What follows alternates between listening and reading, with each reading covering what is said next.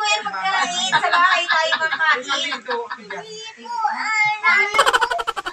Naroon mga paps, at dahil nga unang first anniversary ng pagkamatay ng aming kapatid na si Oriel Rodavia, ay andito kami ngayon sa sementeryo mga paps para bumisita at mag-alay ng panalangin mga paps. Naroon, dinala na rin namin ng pagkain, kinukuha na nga agad ng bunso ko, sa kanya daw yon. Salamat po pala kila Tia Lumeng sa pag-aalay ng panalangin para sa aming kapatid.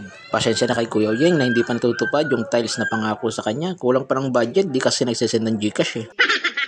After ng panalangin mga paps ay ito na, at may kunting salo-salo. Merienda lang mga paps, tara na at kain tayo. Kain.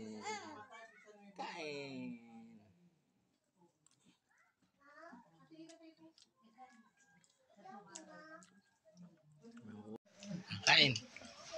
Kain. Kainin mo sila. Yummy.